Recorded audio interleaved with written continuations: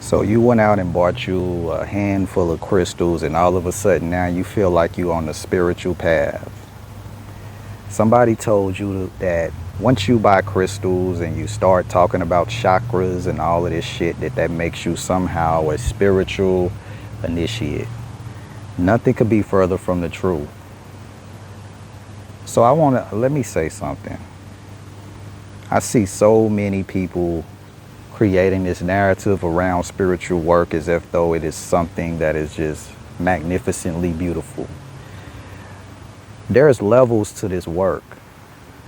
And when you see people consistently showing you things and they know the words and the terminologies, but they have not really spoken about the left-hand path or the dark side of this path, then that means they have not really and truly gone through this. Everything is not going to be beautiful, but like in fact it's the complete opposite. So let me tell you this right here. Let me go into let me talk about archetypes for a minute. Spiritual archetypes. So I give you an example. You know how you see people with these names of these gods or these deities, these spiritual names, and a lot of people chose these things because they sound intellectually appealing, or they sound mystique and all of this shit. But sometimes people ask me, what does my name mean?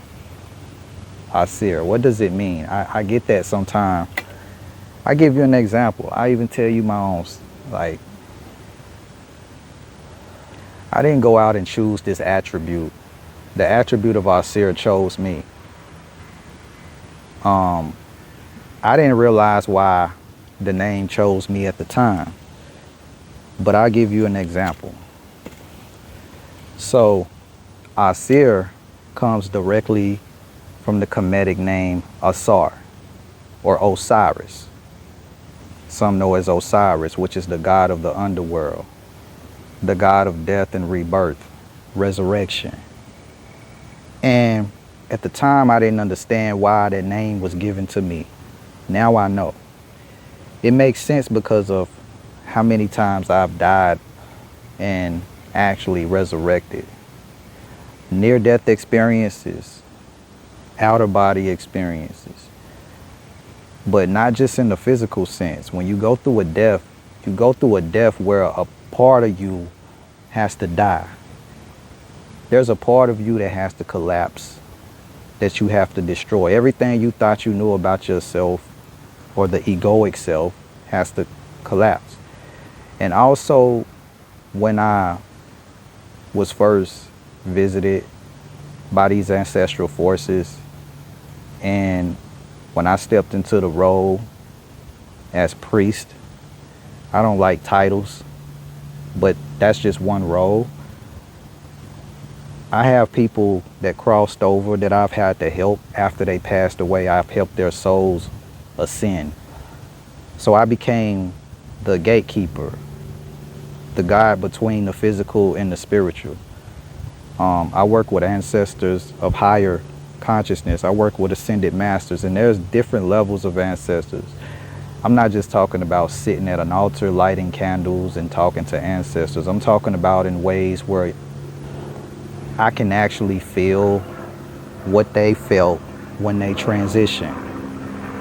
I've had these figures actually show up in the same room as me that's passed on and actually stand right by the bed. And we had conversations. That's when I knew where the attribute Osir came from, because that's the Osirian energy, the god of the underworld. You understand? This is why Anubis or Anpu, which is the also another, which is considered the embalmer, you know, works with the dead, visits me a lot as well. So I became more of a gateway between the physical and the spiritual realm, working a lot with the afterlife, the living and the dead. And I don't like to use the word dead because truly there is no death.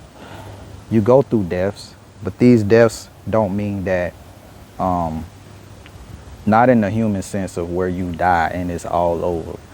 Because you realize like energy can be neither created nor destroyed. So when I talk about these things, man, please understand that this is from a place of experience, and I just want to let people know, like, you gotta look, man, like the shit that's really authentic is not the most popular things.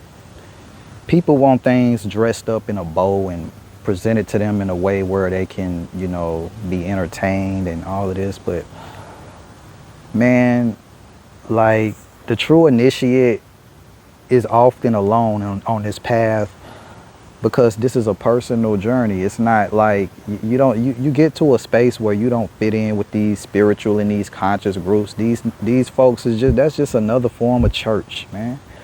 Like nobody's really talking about the real initiations or what it feels like, or the things that come up inside your consciousness, your body, the things you feel when you breaking open, when you're being broken open, when your soul is going through a death and rebirth.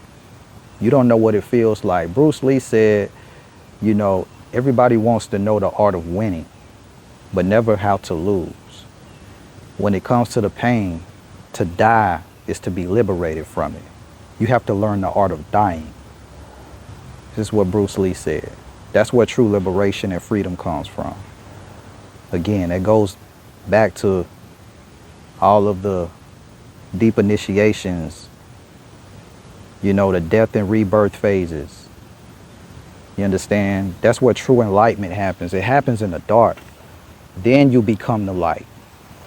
See, people look at you and think like this shit just happens. Like they think that you just, they think you just woke up and started playing with crystals and meditating, and all of a sudden you just obtained all this wisdom or this knowledge or whatever the case may be. No, that's not how this works.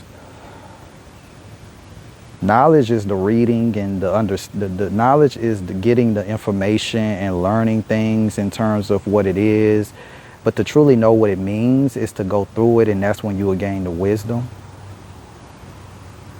And then when you apply it, you have the understanding. I'll leave it there. Peace.